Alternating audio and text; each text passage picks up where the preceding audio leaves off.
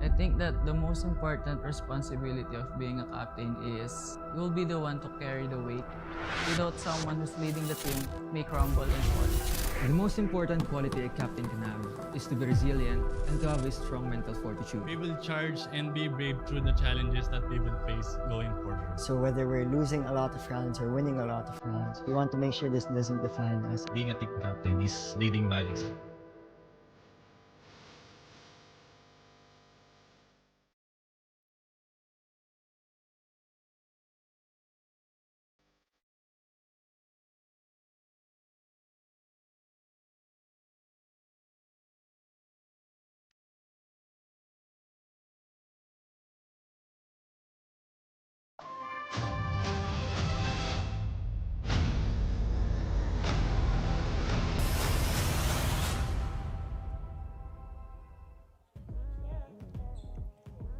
We're locking in for match 4.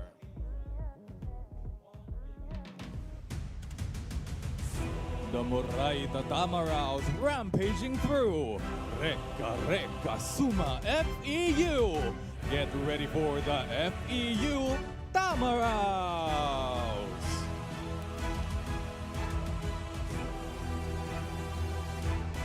With their XP lane, Ablanida.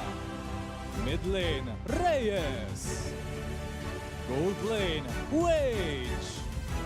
Rome, Espiritu. Eder. And their team captain and jungler, Farin.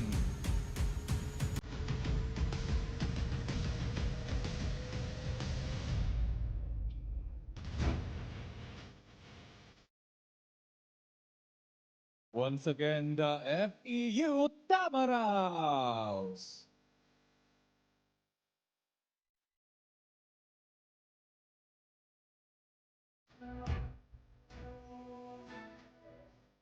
Holding 3 points, San Marcelino flies. Watch the Soaring Falcons take to the skies. It's the Adamson Soaring Falcons. With their XP lane, Tanyoko. Jungle, Valera. Gold lane, Mendeja. Hilario. Rome, Granzo. And their team captain and mid laner, Anastasio.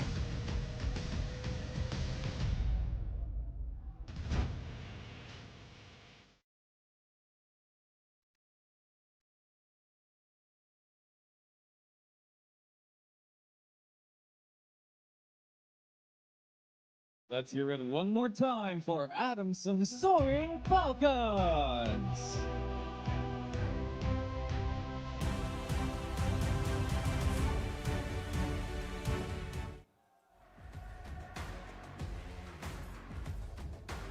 Let's show some UAAP sportsmanship. Players give each other a fist bump. It all boils down to this. Omi and Miggy, let's go!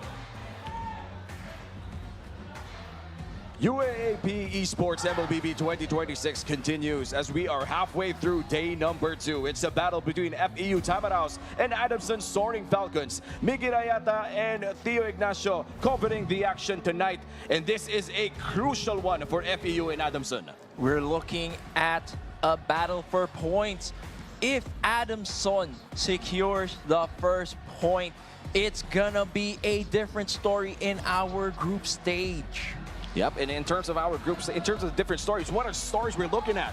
The stories we're looking at, if Adamson secures that 1 point, they're gonna be able to secure the top seed just like that. And we're gonna be looking to build towards that, especially the fact that Adamson looking in tip-top shape, especially from yesterday's performance. Yep, and for Adamson, they only need 1 point to eliminate FEU from the group stage. And for FEU, they need to sweep this one in order to save themselves towards that playoff spot. But right now, everything is all boiling down to game number 1. If you can't win game number 1, you sure can't sweep FEU.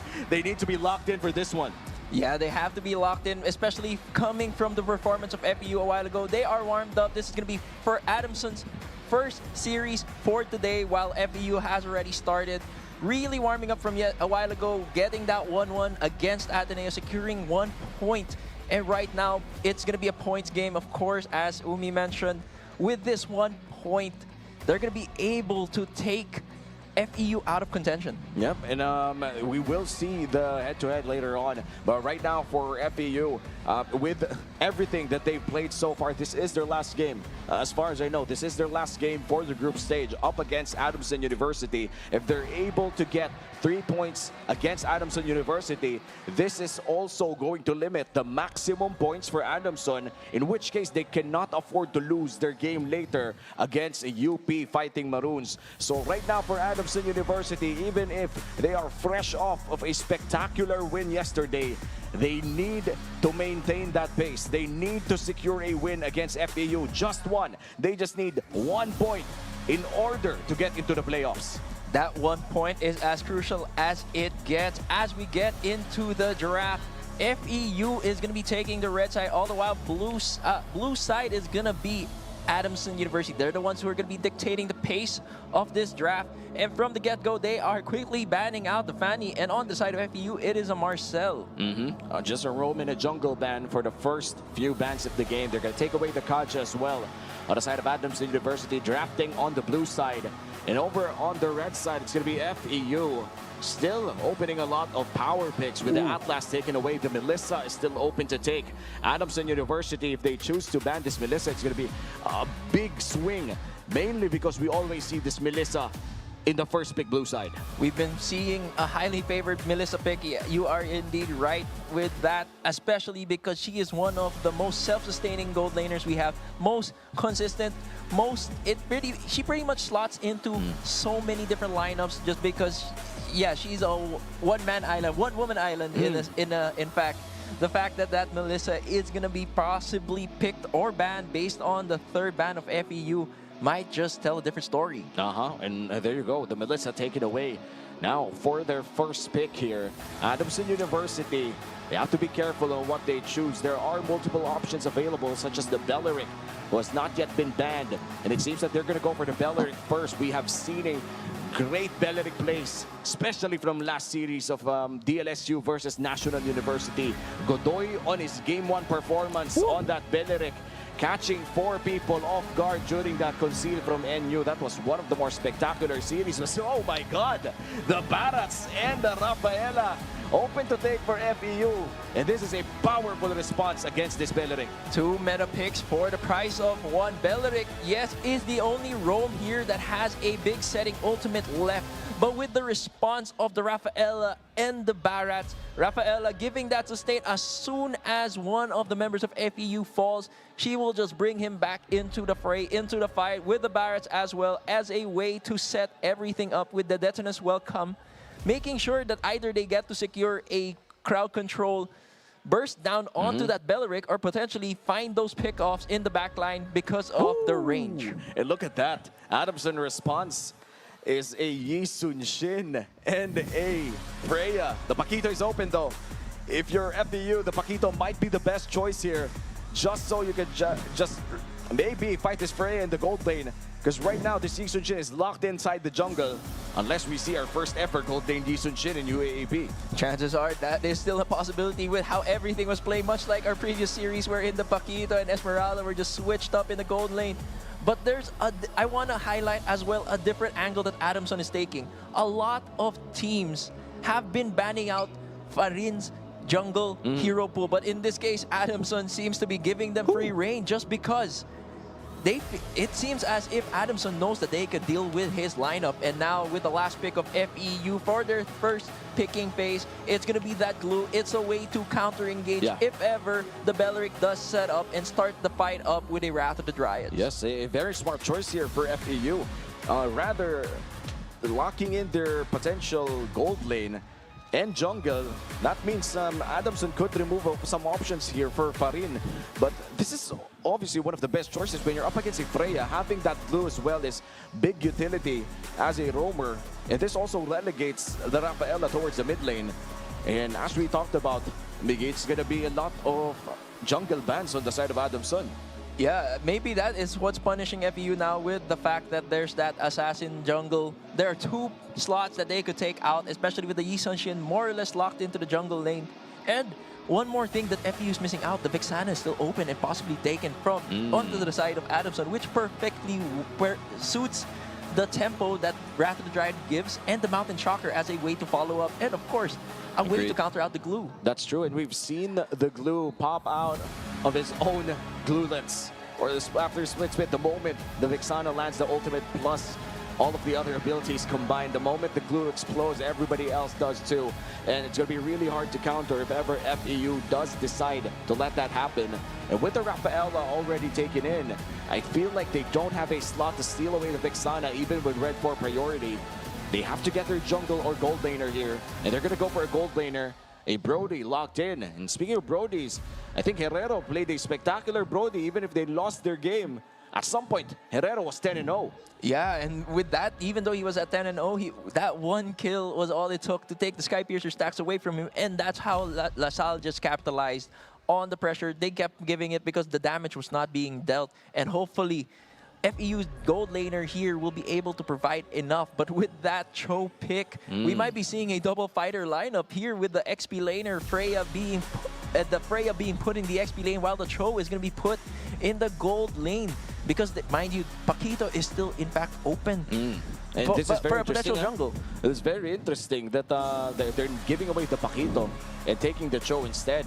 And with that, they're going to round up their mid lane options with Lilia. One of the better counters against this Barretts. But looks like FEU is planning something different. They completely ignore the Paquito, completely ignore the Hirara. They're going to go for Pidash, Lancelot, Farin locking in something very familiar to his hands. Imagine that. The Lancelot finally is chosen, and this is in fact FEU's last game today. So of course they're gonna go guns a-blazing, arms swinging, making sure that if they're gonna play this game, they're gonna play it their way, with their lineup being not as reactive but as a way to complement their playstyle and be able to follow the tempo that Adamson wants to put out.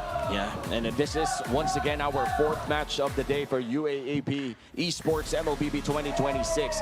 FEU, they need to win this via sweep if they want to maximize their chances for playoffs. And meanwhile, for Adamson University Soaring Falcons, all they have to do is win one game. If they're able to take it at game number 1, it's GG, well played for FEU's chances to go into the playoffs. That is a lot on the line, and we are entering the land of dawn, and hopefully FEU find it in them to find and secure a sweep here. But of course, Adamson not going down without a fight, much like what's happening here in the mid lane with that potential opener with the first blood because of Lilia's skills. Yeah, and this is something that has been seen throughout professional play as well. Lilia plays exceptionally well against the Rafaela, especially around levels 1 to 2, where a lot of the Glooms could just burst down this Rafaela that doesn't have access to Holy Healing just yet.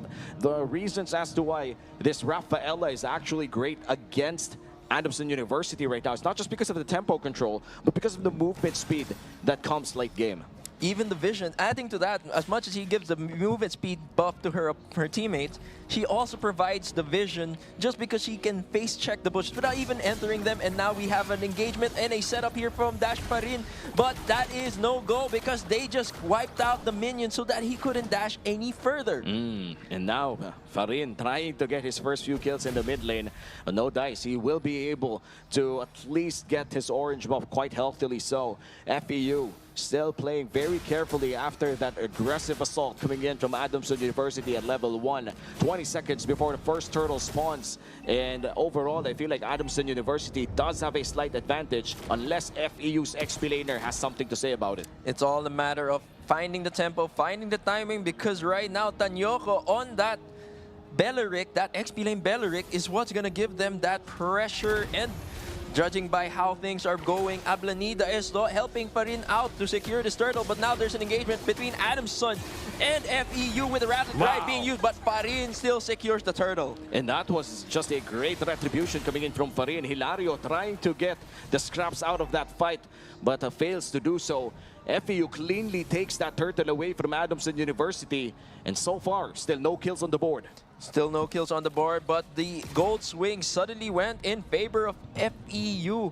It turns out this gold name Freya is just having a rougher time against this Brody just because of how far his poke damage can hit her, just because she can't connect, just because she couldn't bully out the Brody, and how fast the Brody clears.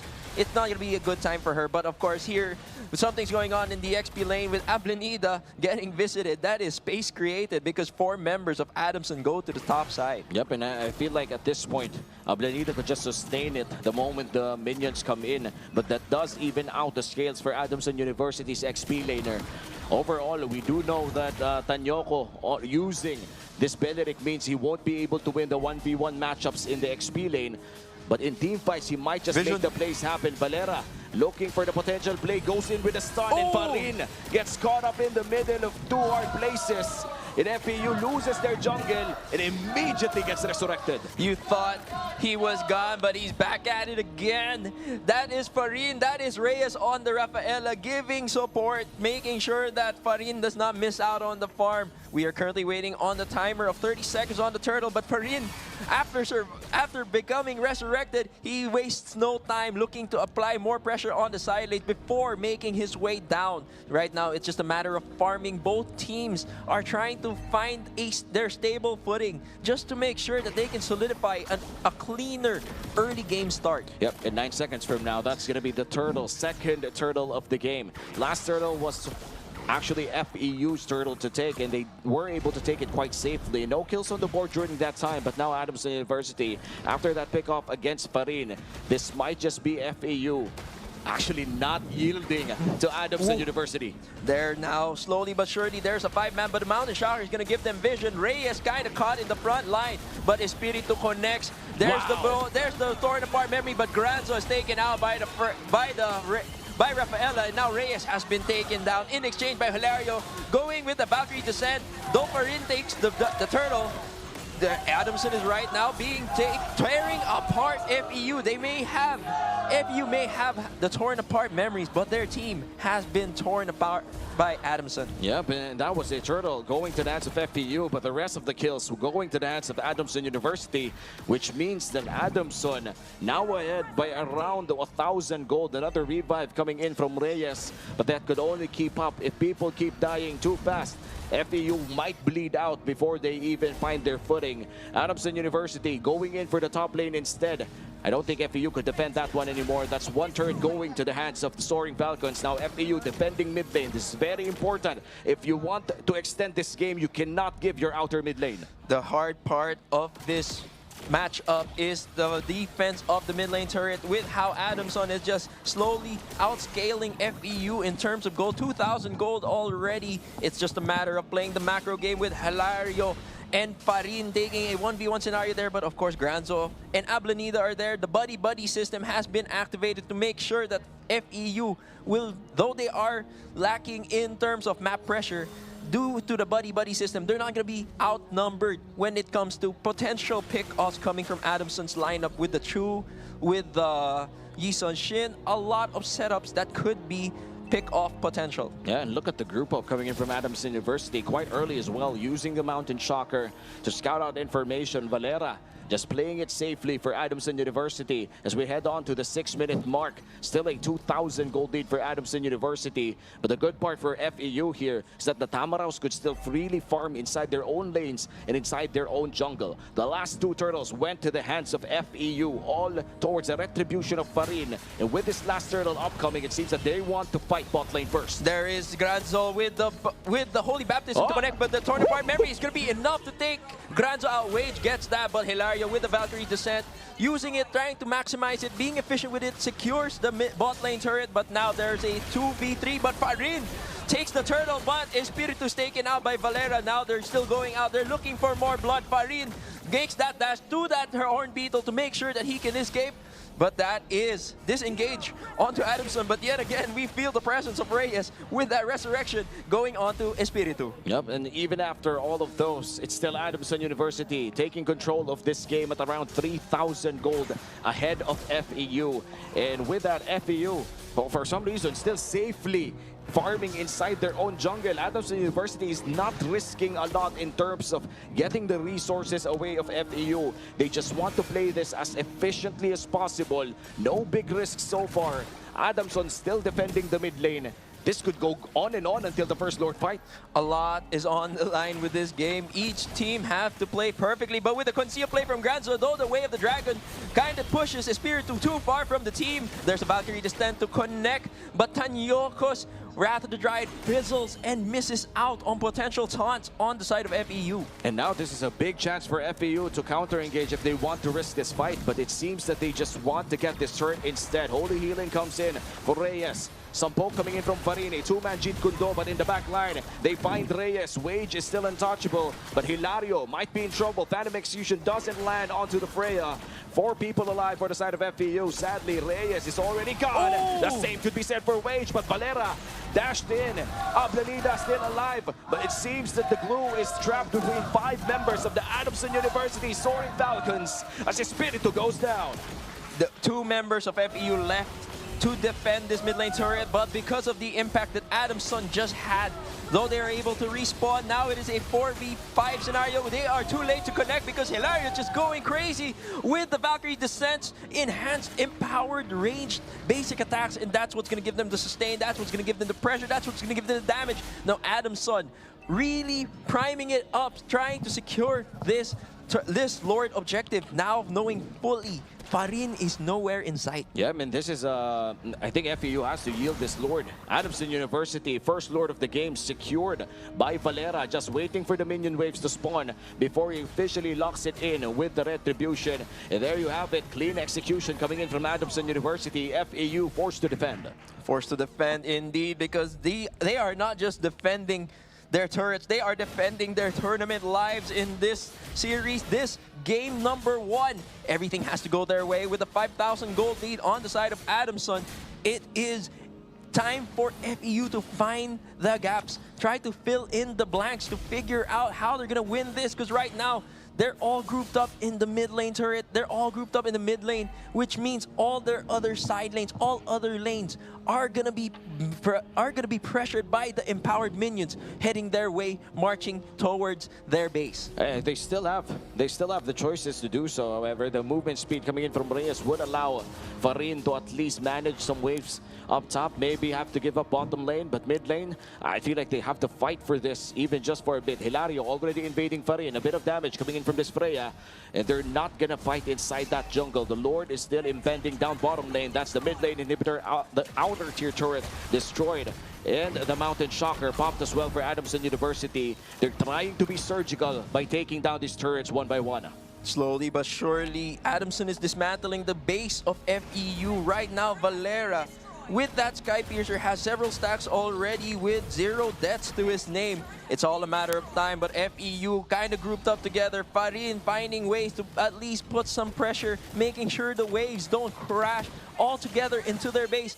But of course, Tanyoko still rearing. He still has that flicker set up. We don't know how FEU is going to be responding or how they're going to be effectively dismantling or addressing Adamson's game plan, but true enough, they have to be more proactive in this scenario. Yeah, and right now, I feel like that's already the end of Adamson University's siege. They really don't have to force things right now. The energy shields are still up. Maybe if Granzo is able to pull off one pickoff, maybe they could go in. But right now, they just have to let FEU breathe a bit just so they could find a team fight. And the moment that they do and get that winning team fight, Adamson University is poised to take game number 1. 50 seconds before the next Lord objective. Adamson University cleanly taking that Lord the last time around at FEU, trying to look for their first winning team fight. They're looking to stay in one bush with the Mountain Shocker not yet being used. Vision has not been utilized by Adamson, but they know they're in the red buff, the orange buff, forcing Farin to use his mobility to get away instead of being offensively active. Right now, 20 seconds to the Lord with 2 lanes pushing into FEU. They have to address this first before they even think about contesting this upcoming Lord. Well, at this point, I feel like contesting might be not smart, mainly because nobody has addressed that wave up top lane. And the moment that Farin shows himself in that map, that's an immediate go signal for Valera to start this Lord. And he will be starting this Lord quite quickly too. There's 0 people from the side of FEU that can contest this Lord, as the second Lord of this game goes to the hands of FEU. Major objective secured for the side of the Tamaraws, and things are for the side of Adamson University. And things are not looking great for the Tamaraws. Slowly but surely, Adamson's gonna be having that Lord to crash into the possibly the mid lane turret based on the HPs of our turrets. And true enough, it's marching down that mid lane. Right now, FEU looking like they're scrambling, but trying to figure out their game plan, how they're gonna be addressing this, because if anyone tries to prevent any of the side lanes from pushing, they're going to be meeting members of Adamson. Whether it's top or bottom, you never know. But now Hilario shows himself with a vision being scored. Mountain Shocker has been not yet used, but now it has been. Now they're going to be looking for that kick onto Espiritu going down. Now that's a continuous push going on to the side of Adamson University.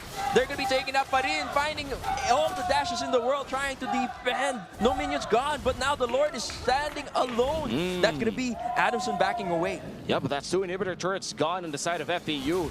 And with a timely revive coming in from Reyes, that does halt ADU's efforts into trying to end the game. In fact, they're just going to go for the turret instead of top lane. Farin looking to defend that inhibitor turret.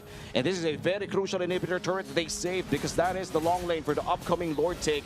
For the last few objectives, Adamson University has always found the opportunity, the place to start fights better than FEU. FEU always left to use most of their offensive abilities defensively instead. Now they're trying to look for the first time in a while a winning fight inside their own jungle. There's the Granzo kick back, but he was eaten instead. Hilario connects to the backline, but the Valkyries descend, taking Farin out. They are dishing out so much damage. Hilario now turret diving. Espiritu is on his target, eyes on sight. Ablanida is taken out in the off screen, and now that is a wipeout for FEU. Adamson slowly but surely making their way down FEU's base, securing that 1 point they needed to secure their spot in the top 2 of Group B. And wow, Adamson University Soaring Falcons not playing around. They knew what they wanted, they knew what they needed, and they took it away from Far Eastern University. That is what you need to get this ball rolling for Adamson. You have another match after this, so you want to make sure that you have the warm-up you need, the momentum you need to just keep on securing 2 zeros. And every 2-0 is just a big thing in the group stage. 3 points ain't nothing to mess around with. Every time you draw a tie, it's going to be a 1 point deficit. Gone in the air. Nobody gets the other extra point. But now with a chance to sweep FEU, not only are you eliminating another team, but you're also just securing your chances all the way to top 1 and top 2. Because the thing is, for Group B, whoever is in top 1 or top 2 would be fighting the tops 1 and 2 of Group A. And that would mean that they just have to meet the opposite number, as far as I know. Yeah, with that being said, you know, more or less the top seed has been, we're looking at, based on the Group A right most now, likely it's NU most likely NU has the 2-0. They have to, more or less, yes, it's NU and DLSU as of now, based on, we have yet to see, of course, who's going to be first and second. Yeah. But you have, if you have a top seed, chances are you're going to have a quote-unquote more comfortable time trying to secure that top finish. And of course, side selection and everything else in between. But our MVP of game number 1 is Hilario. 6-0-8 on his performance in game number 1. And this is, as far as I remember, the Freya in this game. And a lot of Freyas tried their best so far in UAAP season.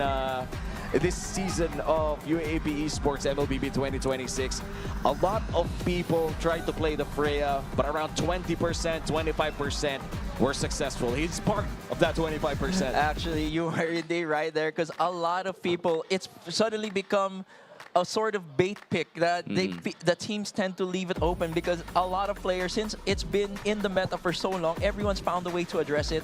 People have tried the Melissa, but then in this one, they tried to address it with the Brody. But then again, the Freya was just too good, especially the way he was connecting and knowing and trusting Tanyoko with the fact that the Wrath of Drive was being used in front. He didn't connect to whoever was taunted. He was connecting to the ones who weren't, which was the backline, making sure that he was able to disconnect and dismantle the backline before they could connect to the setup. Yeah, man, that's just so scary. When you're facing a Freya that knows how to position with a Valkyrie's Descent, this is something of a really good game here for Hilario and, of course, for Adamson University. That was just a game that secured them Final Four berth. And Holy, we are entering the Final Four conversations already. By the end of this day, we will see the Final Four of UAAP Esports MLBB 2026, and things are shaping up to be good for Adamson University. Exactly, and this is the fun part or the exciting part of the next few games, because all games are starting to really matter. Much like this one, where the game number 1 for this series, they had to secure, FEU had to secure that 1 point to try to still be able to contest the top finish. But all the while, we are still looking at the other matches as well. They were waiting on certain conditions to be fulfilled to secure the top spot. In a way, a lot of teams, external to the ones playing the series, have to ride and hope that certain conditions have to be met in the next few games to hopefully allow them to be able to secure a place. Yeah, and again, grief and despair in the faces of FEU Tamaraws. They know what just happened. They know that they have to play one more game, but they know that the next game is just for a graceful and powerful exit that they could still achieve. FEU has to lock in despite losing their chances to get into the Final Four. This is their last game. The last game of UAAP MLBB or Esports MLBB 2026. And to be fair, Miggy, a lot of these players, a lot of the players that we watch right now are gonna chase professional careers outside of esports after they graduate. This is the highlight of their esports careers, and they will try their best to play this next game. In Adamson University, they move on. But look at this. The Rafaela ban from the side of FEU, they are still taking this seriously. They are taking this seriously because, as you said, though they may not be heading into the top 2 or the semifinals, the fact of the matter is we are doing this, they are doing this for the passion, for love of the game. And of course, you want to be going off with a bang, a Mobile Legends bang bang, because that's what we're going to be playing. We're going to be seeing collegiate level competitiveness from FEU and Adamson. And FEU now, they have nothing left to lose and all to gain with this last game. Yeah, I mean, at this point, even if after that Game 1 defeat, you could just at least pull a point out of Adamson University, put them to number 2 or put them to number, I mean, at least you could put them to number 2, you know? At this point, anyone you face from Group A is just insanely strong. Yeah. And Group A just has a lot of beasts inside that group. And right now for this match alone, FEU and Adamson University, they're going to take away the Melissa. The Paquito was taken away as well by FEU. Adamson University now playing on the red side. They're going to take away the Freya that was really good in the hands of Hilario last game. In fact, Game 1 MVP. So that is just good respect coming in from FEU Tamaraws. They're not going to be looking for a big bait and switch on the side of FEU, but a lot of the first picks that FEU has been taking, the Melissa has been taken out, and of course the respect is still there. Dash Farin's Fanny has been taken out, all due to respect, just because we've also seen how it can still be a nuisance, the way it was still a threat in the hands of Estacio in our previous series. But now we are waiting on the 3rd ban of Adamson. And from the get-go, there's a lot of respect going on, but I'm pretty sure with this happening, FEU want to play what they want to play, especially in this game. And they could just have fun if they want to. Play the heroes that they want to play. Just show everyone what FEU MLBB looks like. And I feel like that's the goal. If you're FEU Tamaraws right now, sure, sadness is quite obvious after that Game 1 defeat. But if you could show the world what FEU MLBB looks like in this game before the Final Four berth of Adamson University, that will be a good game before you go home. And that will be the Marcel locked in for FEU. Adamson University, how do you respond to this? The Barracks is open, the Belleric as well. The Belleric and the Barracks are in fact open. With the Marcel being taken, I'd say this is a pretty, you could actually pick up a lot of damage dealers that burst out or deal true damage. The Barracks is actually a great example of that. And we've seen the interactions with the Daytona's Welcome, with the Golden Hour, the fact that it still is a crowd control, the fact that after that you can still dish it the damage out or spit out whoever is welcome there. But they're going to a different side. They do pick up the Belleric classic option for a counter engage.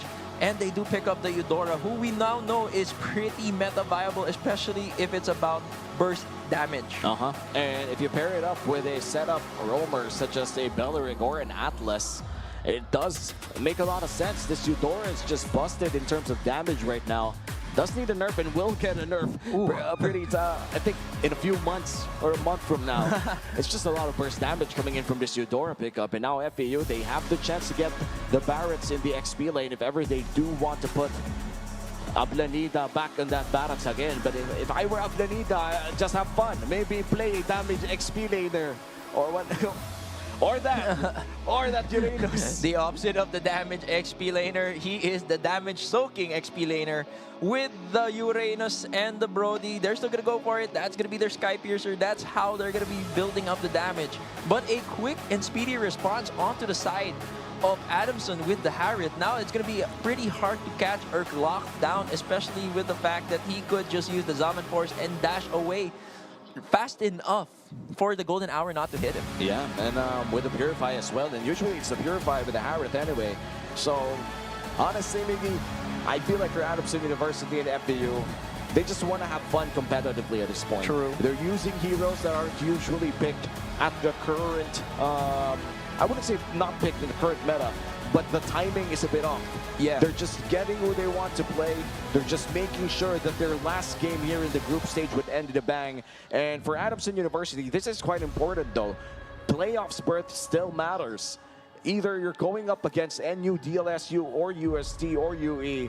Group A isn't finished yet, guys. So yes, sir. we still don't know who's going up, who's going down. After that sweep coming in from DLSU against National University, everything was shaken up. If let's say NU was able to sweep DLSU to, you know, Group A would have been done and dusted. It would have been obvious. It would have been actually, it would have been a bit more exciting as well, because there was a potential for a three-way tie if NU was able to secure their last victory or last 2-0 against DLSU. But just like that, a lot of things have suddenly become on the line with the next series after this one. But in the current series, we are seeing a mix-up.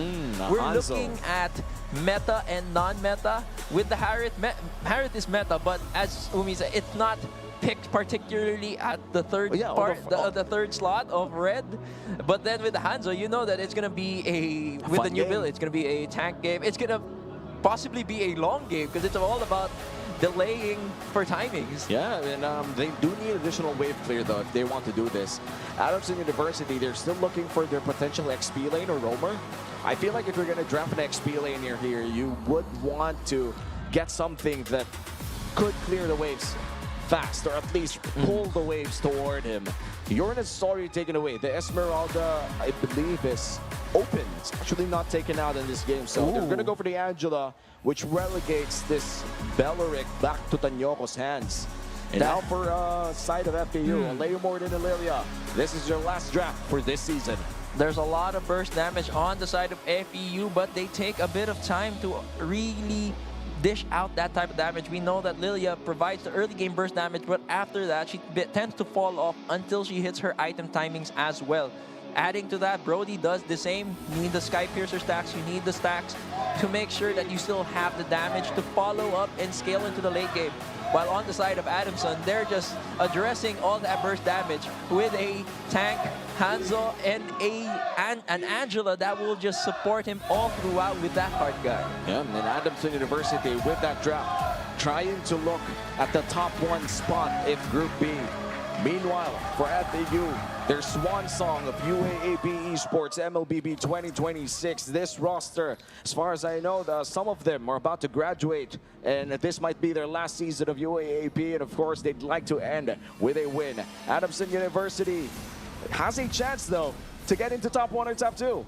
We're looking at vision score coming from Espirito with that Marcel as the classic. You know, you want to be able to get that vision. You want to get that early level 2 on your roam. And now we're seeing the not as aggressive gameplay from FEU with the Lilia not using that early game first blood attempt, much like we saw in game number 1. Now we're looking at a bit more passive just because Adamson and FEU's lineup, they tend to need to scale. They need the items to be able to hit them. The levels aren't going to be the issue. It's really scaling into the damage penetration, the magic or the physical penetration that may be. But it's a matter of finding the items that will supplement the burst damage your lineup has to offer. And FEU, very aggressive towards the jungle of Adamson University. Valera still, however, able to take what he needs to take. And I feel like at this point, Adamson University, they have to slow down their positioning here. Anastasio is a bit too overextended, and now Reyes trying to attempt a kill towards Anastasio, forces the flicker out instead. Granzo offering some protection and some love. And Adamson University, they survive. They are surviving, but now there's Hanekage coming from Valera's side and potentially taking first blood on Reyes. Now that is a dead mid laner. Anastasio was taken out as well as a trade. But now we now see the power spike, the level power spike coming from Hanzo, coming from Valera, looking to try for more before securing or moving towards this turtle, which is going to be falling into the hands of FEU as they posture up. And this is good, Anastasio. First blood did go to the hands of FEU, but Valera getting a return kill means that they will be feeding this Hanzo quite well in the early game. But Farin with the turtle control once again, getting that first turtle without using his retribution, going in for the purple instead. They're gonna go for the invade, and it seems that Valera does get his purple buff. As the Rat of the Dryad comes in, he goes in with Hanekage, finds Farin, and it seems that they're gonna call it quits. Adamson University able to defend what's theirs. And from what I see, Valera was able to secure the purple buff and be able to just disengage during that team fight. That was a whole lot of time spent trying to have that skirmish up to no kills or no pickoffs right there. We are seeing a lot of pressure coming from Brody, fast clearing, maybe potentially looking for a double lane. But that is gonna be too late as the waves are now crashing into the middle of the top lane. All the while, as we know, there are 2 tanks in the XP lane. It's gonna be pretty chill there, where they're not gonna be seeing any actions or high damage, high flying action there. So most of it's gonna be happening in the mid lane with the use of the Phantom Steed. But of course, Valera was right there to connect. Anastasio takes out Espiritus Marcel because of the lack of HP. And now Valera still looking for that, forcing the black shoes coming from Reyes' side, but to no avail. Hard guard may have connected, but Ablanida takes out Anastasio from the get-go, from behind, but Valera still with a hard guard coming from Granzo. That is gonna be a somewhat even trade, but FEU now having 700 to their name. I wonder how Anastasio fell down to Ablanida. I didn't even notice that Ablanida was underneath the turret already. There was a lot happening with Valera and Granzo making plays underneath the turret of FEU, that Anastasio was left alone underneath his own turret as Espiritu tries to make a play here down bottom lane, but Tanyoko and Anastasio too healthy to deal with. 12 seconds before the next turtle. That's going to be the second turtle of the game. That is, in fact, the second turtle of the game. As we can see, in terms of wave clear, Ablanida does, in fact, race Tanyoko, making sure that he's going to be the first one to connect, riding on that river flow, though. You're going to see they're going to be connecting here in the mid lane, but of course, posturing up the positioning if FEU is prime and ready for a fight before this objective take. Valera being forced to use Hanekage with a hard guard, but with the golden hour, Valera takes Wage out from the get-go. Now we're looking at Valera making more damage, especially with the energy recharge from every kill he takes. Now we're looking at a sudden even take for Adamson, but they're not going to be taking it just because they do not have Hanekage yet on Adamson University's Valera, because they do not want to be contesting this. But the Phantom Steed to start everything off. Now Dashparin is going really deep into the base of the jungle of Adamson. They're looking to go for more. Adamson going for that damage onto Espiritu. They're just punishing the front line of FEU with all the pressure and all the damage they're having. Yeah, it's a 2-for-1 trade. Adamson University able to steal away that turtle away from the hands of Farin. It was FEU who started that turtle fight. FEU who started that turtle take too. But I think it was just Valera in his human form even walking up, getting that turtle via the retribution, and then going up with Hanekage, tries to get the kills, and they do get one. But FEU does get 2 kills out of that. And because of that, Adamson University able to do some chip damage as well, down or up at gold lane. And that fight was just ultra extended. Hilario caught in the middle of that golden hour, but the Heart Guard makes him survive the initial burst down. And right under the Zaman Force, FEU fights it in this 2v2 scenario. Wage goes down as well. Adamson University with the outplay. Looking like a 2v2 from a 2v1. The Heart Guard just connects perfectly right on time. You wouldn't expect that, especially with the golden hour. Then suddenly you had a Heart Guard connect, and then it was primed and ready. They had the heals, they had the lockdown, especially with the Zaman Force wearing out. It was still Hilario's go time. Though he did not have access to the Unleash dash, he still had access to the sustain and the damage in his natural kit. And with a Heart Guard, it just allowed him to just go in for that 2v2. I'm actually quite surprised that Granzo is dealing a lot of damage with this Angela. And looking at the items from this Angela, it's not even building any damage. It's quite literally mana regen and healing items. but you could actually feel the damage from the Impure Rage every time the heal pops up. A big chunk of the HP of FEU is taken away. Adamson University, man, maybe that's just the power of the Angela. Exactly. Actually, that you just feel it, as you said, Umi. Just because FEU, they are solely reliant on how much burst damage their lineup has.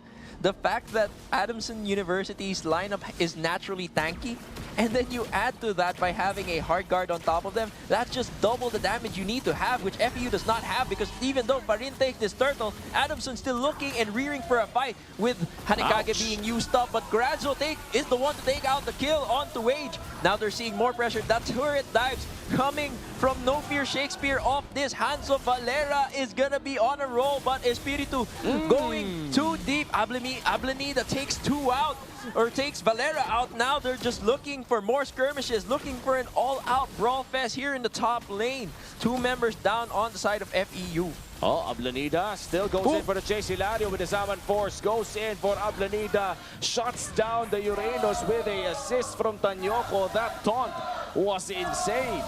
Wow. That is just how much Tanyoko and Adamson just want to secure this point. You can see that they're just ready. Though they did secure their top finish, they want to be able to secure the first seed in their group stage. They're not messing around. They're really playing this as competitively as they can. Though FEU with the 600 gold to their name, they're going to force the Phantom Steed onto Dash Farin, but Valera just forcing or duking it out. But then there's a round of the drive to really prevent him from connecting. But that is what's going to save them. But now Espiritu punishes his own team because Farin was caught in the crossfire because everyone was just able to connect. Now we're seeing a lot of pressure. The quick exchanges from both teams. Oh man, zero respect from Granzo and Valera even underneath the turret as Hilario goes in for another 2v3 fight here. Ablanita soaking up so much damage from the Zaman Force. The Heart Guard is available for Adamson University, and FEU right now, despite losing fight after fight, they're just behind 1,000 gold. This is still very much winnable for FEU despite losing the last 2 or 3 fights against Adamson University. 10 seconds before the first lord of the game, this is still a big chance for FEU to secure this one, but Adamson has been relentless in their pursuit. We're looking at the gold. Yes, the gold is pretty neck to neck, but if you're looking at the damage dealers, Harith is way ahead, almost 2,000 gold over Wage.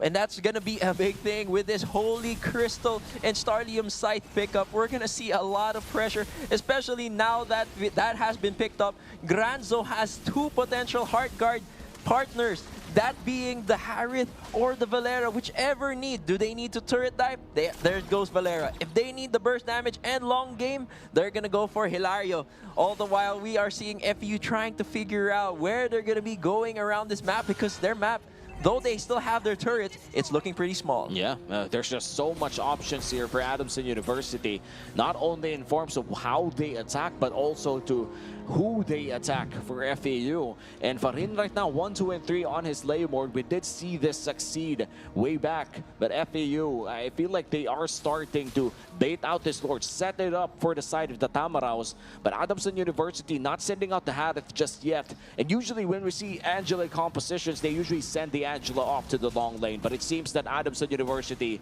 has a different approach on how to use or play this Angela. We're looking at a slow take because we're not... Surprisingly, now FEU has the gold advantage. we're really looking at a slow pace because suddenly FEU scaling their damage is going to be slowly falling off, especially with the pickup on this tank Hanzo. Now we're seeing a lot of zoning coming from the Hanakage of Valera, but of course there's the burst to finish it off, but Espiritu was able to be taken out before the golden hour connects. Just really zero respect for turrets here. Espiritu suffering towards the hands of Valera and Granzo once more. -1 right before the Lord. Even if FEU did hold the lead, even so, it's just around 500 before this Lord. Now Adamson has the man advantage, and this could potentially be a Lord going to the hands of Adamson University. The Uranus is nowhere to be seen for the side of FEU, and I feel like the Tamaraws have already conceded their chances unless Farin has something to say, but Hilario takes that Lord. Zaman Force kills Farin as well, and looks like Reyes has overextended his stay. Black Shoes back to the Zaman Force, but there you go, Valera trying to take him down, a double kill for Hilario. Risky plays from the potential attempt at a retry steal coming from Farin. And Adamson was well prepared for it because they were armed and ready to go because they had the damage. They're looking for sustain. Now Valera is just looking, no respect for the turrets. As you said, Umi, he's just going out trying to cut wave, making sure that they are able to secure this mid lane turret. And Ablanida finally connects onto 4 members here in the mid lane, hoping that his turret is going to be his backup. But of course, as we know, Valera does not care about that. He is looking to dish out the damage, zone them out, and as they do so, Adamson secured the mid lane turret. And Adamson University seizing control of this game as well. Suddenly a 2.5k gold lead materializing to a bot lane push as well. Nice taunt coming in from Tanyoko. Ablanida is looking to tank a lot of damage as Valera goes in. Backline once again. Hard guard is still available. And the Wrath of the Dryad coming in from Tanyoko takes down 3. But look at the damage coming in from Wage. Tanyoko suffers its wrath. Punished by his overextension. Punished by overextension because right now Adamson is peaking and utilizing the lead they have. Maybe they're overestimating it, but of course the damage has to be respected, especially with Wade getting that first stack on the Sky Piercer. It's only a matter of time. If they survive this game long enough and stack that up, it might be a different story. And FEU failed to recognize the threat of the Lord up top lane. Look at that. It's Valera going in once again. Ablanida tanking the shots coming in from Valera. They're going to try to defend the mid lane. 3 people caught inside the ultimate of this Marcel. The golden hour used to defend the mid lane, and Valera goes in once again, looking for Wage, but Wage able to reposition. Espiritu looks to be the next target, but able to survive the attempt coming in from Adamson University. We're actually seeing how the Hanzo's gameplay has adjusted based on the time that we're looking at. 13 minutes into the game, we have noticed that though they are in the lead, Valera's Hanzo's losing or damage is falling off. So what's happening is he needs to adjust. He uses his skills to zone out just so that he could allow his team, he could allow Adamson to secure more inhibitor turrets, more objectives around the map. And as we see Tanyoko with that Wrath of the Dryad, keep this going. Valera goes in with the Hanekage. Farin left in the dust. Right now with the hard guard coming from Granzo and Valera, they are able to take 2 members out of FEU. And now a 5k gold lead pushing down the mid lane. 20 seconds for Tanyoko, but Valera goes in once again with the Hanekage. Looks for Wage. The damage is there. Repositioned back to safety. But just because of that ultimate, they're able to defend. They weren't able to defend that mid lane turret. FEU loses an inhibitor. They are now looking, they are knocking on FEU's door, but of course, controlled discipline, a lot of respect coming from the side of Adamson, except for Valera, as he is trying to zone them out, prevent them from even trying to attempt to contest this Lord. And it's going to be a free Lord for Adamson just because they were able to zone out the heroes, they were able to zone out FEU, and they were able to manage the waves to crash into their base all at the same time. But Farin had other plans with Ablanida taking the Lord. We're looking at the go time, but Hilario with the damage, with the hard guard. Valera and Hilario are just dishing out so much damage. Hilario. And now we're seeing a lot more to happen. Farin and Espiritu have been taken out of the equation, though there is a backdoor play coming from Hilario, taking down Tanyoko. Wage go down as well. Reyes is the one man standing with that Lilia. The question is it enough to give FEU a fighting chance to defend this successfully? And the Lord is already marching all alone down bottom lane. Hilario looking for Reyes. Black Shoes as well. Going in for the underdash. A legendary Aerith. And it's a wipeout for Adamson University. And it will be a sweep. FEU goes down 0-2. 0-2. Pristine, crisp cut, precision, so precise. The way they played it, the way they managed the wave, the way they used the Hanzo, the Angela, the Harith, the way they just found ways to time and perfectly hit their timings. Though it was a back and forth early on, the way that Adamson was just applying ample pressure to make sure that FEU will feel the burn. And Adamson University, after the big win against FEU, secures another 3 points, giving them a big boost towards their Final Four berth. It's now all up to their match against UP later on where they will find their final standing within the Final Four. But overall, Adamson University played really well in this series, from a Game 1 nail-biter to this Game number 2 where they just seized control mid to late game. And of course, with that, let's give credit where credit is due, as FEU still put up a great fight. GG, well played to them. Though it may not have been the expected results they wanted or the result they wanted, it was still a good game, well played. Especially 2 our seniors in their lineup. May they find success moving forward. Oh yes, of course. And for a lot of the teams who have already found attention of UAAP MLBB Esports 2026, of course, a lot of them would just move on and look at their lower classmen to carry on the legacy and maybe even find the trophies that they weren't able to find in the future, the next seasons, next iterations of UAAP Esports. But for now, Adamson University definitely still in contention to get theirs. For the past few seasons of UAAP MLBB Esports, we haven't been able to see Adamson University score big, but right now looks to be one of the biggest chances. Exactly, with that 2-0 finish on to and against 2 of their teammates in the group stage, you gotta give credit where credit due, because Hilario with that MVP finish, he is what gave Adamson this secured 3 points, just because he played out of his mind. The way he was able to delay a 2v1 scenario to the point that he was able to have a hard guard connect onto him, making it a 2v2 situation. And this is back-to-back MVP games here for Hilario. One with a Freya in game number 1, and now with this Harith in game number 2. This is one of the players you have to watch for the next few games of Adamson University. They will still have a match later on to make sure, or actually they've already ensured their playoff berth. It just happens to be 1 or 2 depending on their match against UP later. But Adamson University, congratulations, and for FEU, better luck next time. Better luck next time indeed, and don't go away, because this is how exciting it's going to be.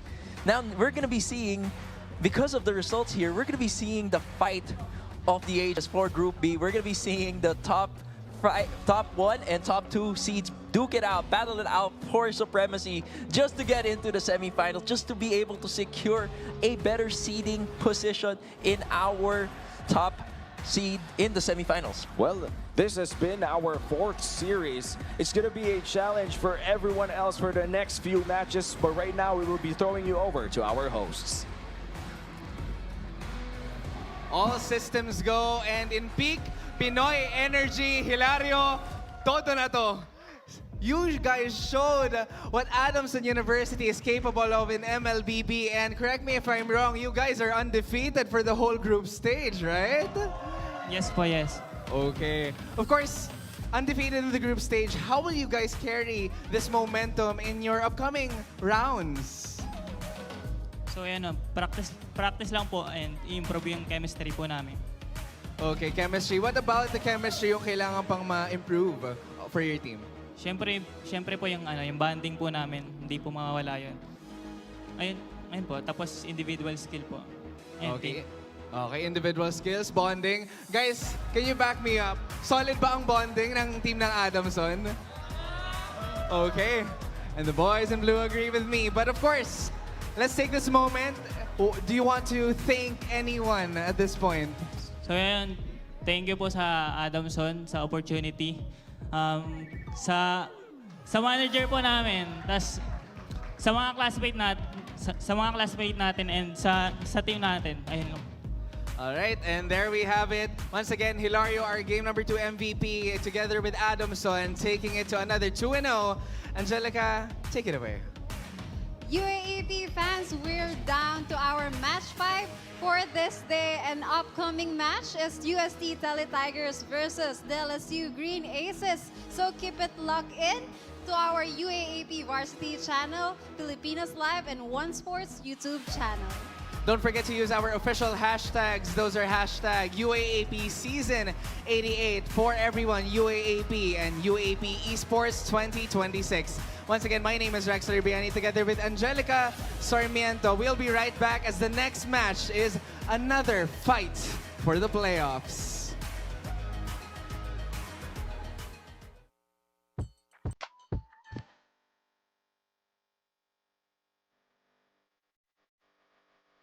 All the best sports action is right here.